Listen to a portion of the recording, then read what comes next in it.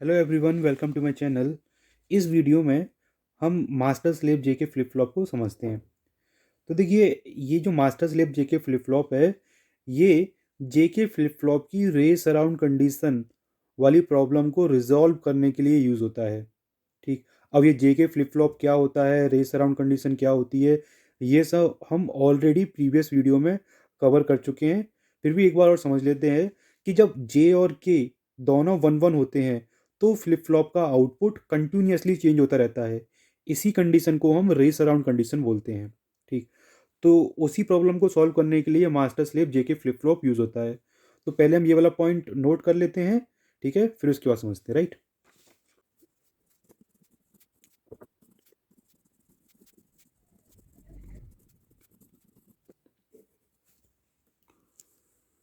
तो इसको हम यूज़ करते हैं। It is use to solve the problem of race around condition in J K flip flop.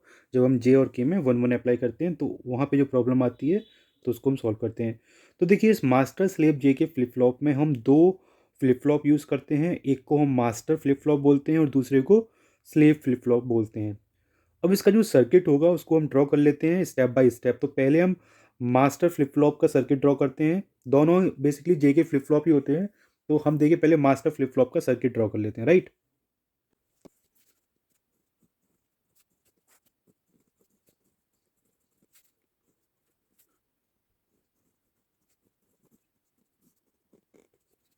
तो ये हो गया मास्टर फ्लिप फ्लॉप। अब इसी तरीके से हम स्लेव फ्लिप फ्लॉप को ड्रॉ कर लेते हैं और इसके आगे हम कनेक्ट कर देते हैं। राइट।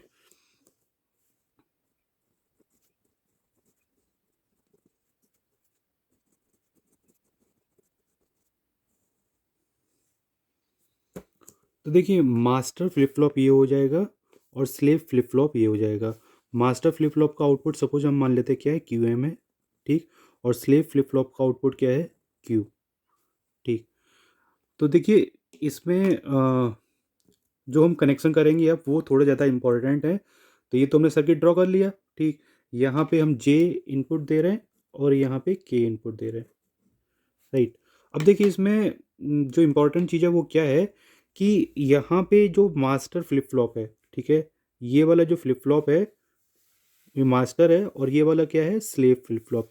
तो मास्टर फ्लिप फ्लॉप में जो हम क्लॉक सिग्नल अप्लाई करते हैं वो एज इट इज़ अप्लाई करते हैं। ठीक। जबकि जो स्लेव फ्लिप फ्लॉप में क्लॉक जाती है वो इसकी इन्वर्टेड जाती है। ठीक है ना, मीन्स यहाँ पे हम नॉट गेट लगा लेंगे और फिर इसका जो क्लॉक होगा वो हम यहाँ पे कनेक्ट कर देंगे। पहला चेंज तो ये है इम्पॉर्टेंट। ठीक है ना। दूसरा क्या है कि इसमें जो हम फीडबैक कनेक्ट करते हैं, देखिए यहाँ से यहाँ पे, यहाँ से यहाँ पे हमने फीडबैक कनेक्ट नहीं किया और ये वाला टर्मिनल यहाँ से कनेक्ट नहीं किया। इसमें क्या होगा कि जो स्लेव फ्लिप फ्लॉप का आउटपुट है, ठीक है ना, इसको हम फीडबैक के फॉर्म में कनेक्ट करेंगे। तो देखिए, यहाँ पे जो क्यू है उसको हम कनेक्ट करेंगे इस एंड गेट, इस नैंड गेट के इनपुट पे। और ये जो आउटपुट होगा क्यू बार, इसको हम कनेक्ट करेंगे यहाँ से। ठीक है। तो ये हमारे पास सर्किट हो गया किसका, master slave JK flip flop. तो मैं यहाँ पे मेंशन कर देता हूँ, this is the circuit for master slave JK flip flop. और ये दो पॉइंट्स जो मैंने कनेक्शन किए हैं, ठीक है ना, उसको भी मैं पॉइंट के फॉर्म में यहाँ पे नोट कर दे रहा हूँ। राइट।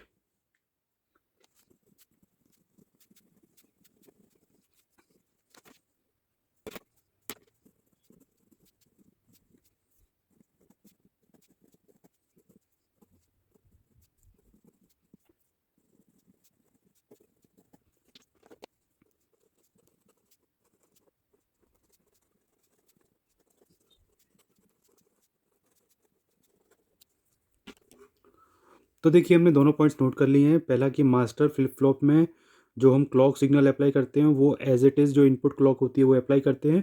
जबकि स्लेव में, स्लेव फ्लिप फ्लॉप में हम इन्वर्टेड क्लॉक अप्लाई करते हैं 180 डिग्री का फेज शिफ्ट के बाद। दूसरा क्या है कि स्लेव फ्लिप फ्लॉप का जो आउटपुट है क्यू और क्यू बार, ये क्यू और ये क्यू बार को हम मास्टर फ्लिप फ्लॉप के इनपुट पे कनेक्ट करते हैं। तो ये दोनों पॉइंट लिखते हैं। अब देखिए, हम देखते हैं कि भाई कि जे और के जब वन वन अप्लाई करेंगे, ठीक है, तो उस केस में इसमें रेस अराउंड कंडीशन प्रॉब्लम कैसे रिमूव होती है। तो इसमें देखिए दो केसेस होंगे। जब जे और के की वैल्यू 1 1 होगी तब दो केसेस होंगे।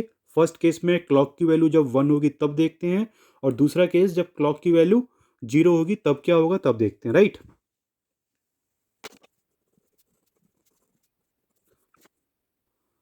तो देखिए जब जे और के की वैल्यू हम 1 1 अप्लाई करेंगे, ये वन और क्लॉक की वैल्यू जब हम 1 अप्लाई करेंगे, तो यहाँ पे इस क्लॉक की वैल्यू क्या हो जाएगी 0। इसका मतलब कि जब ये 1 1 1 होंगे तो जो मास्टर फ्लिप फ्लॉप होगा उसका जो आउटपुट है क्यू एम, वो तो एक्टिव होगा, ठीक है ना। लेकिन क्योंकि यहाँ पे स्लेव फ्लिप फ्लॉप के लिए जो क्लॉक है वो क्या हो गई 0, तो इस वजह से ये जो फ्लिप फ्लॉप का आउटपुट है स्लेव का क्यू, वो एक्टिव नहीं होगा, वो चेंज नहीं होगा, ठीक है। इसका मतलब कि ये जो मास्टर फ्लिप फ्लॉप है ये रेस अराउंड कंडीशन में जा सकता है, क्योंकि जे और के दोनों 1 1 है और क्लॉक भी एक्टिव है, तो यहाँ पे रेस अराउंड कंडीशन हो सकती है। बट यहाँ पे जो क्यू है वो चेंज नहीं होगा, तो अल्टीमेटली जो आउटपुट मिल रहा है सर्किट का हमें यहाँ से मिल रहा है, तो अभी तो कोई चेंज नहीं हो रहा, अभी इसमें कोई प्रॉब्लम नहीं आ रही, राइट। तो ये इस पॉइंट को हम नोट कर लेते हैं।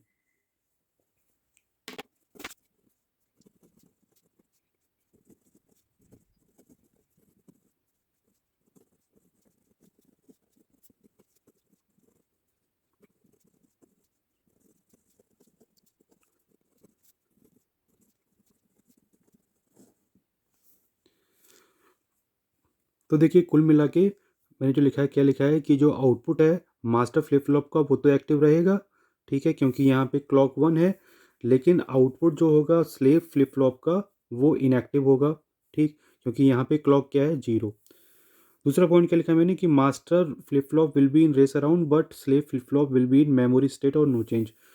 क्योंकि यहाँ पे क्लॉक 0 है तो यहाँ पे तो कोई चेंज होगा नहीं, तो इसका मतलब कि ये मेमोरी स्टेट में होगा या नो चेंज स्टेट में होगा, ठीक है। तो हमें अल्टीमेटली इसी से मतलब है, ये तो इंटरनल सर्किट है, ठीक है ना, फ्लिप फ्लॉप का, ये तो एक ब्लैक बॉक्स में बंद होगा, ठीक है, तो आउटपुट तो चेंज नहीं हो रहा है इस केस में, राइट। अब देखते हैं केस नंबर 2, जब जे और के दोनों 1 हो और क्लॉक की वैल्यू जब 0 हो, राइट।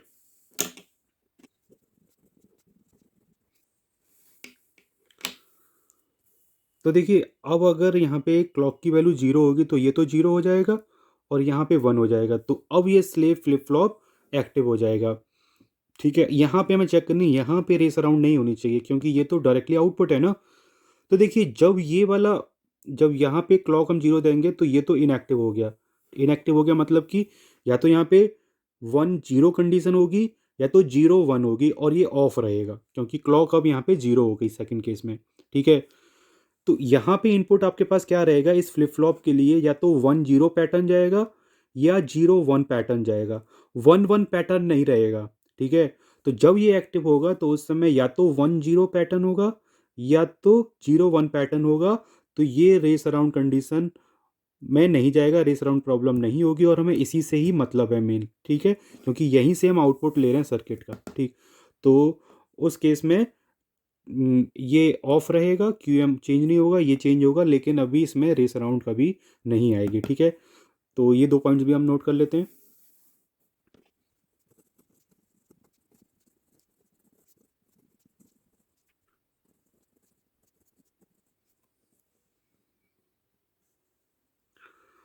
तो देखिए जो आउटपुट होगा मास्टर फ्लिप फ्लॉप का क्यू एम वो तो चेंज नहीं होने वाला अब, और जो स्लेव फ्लिप फ्लॉप का आउटपुट होगा वो चेंज होगा।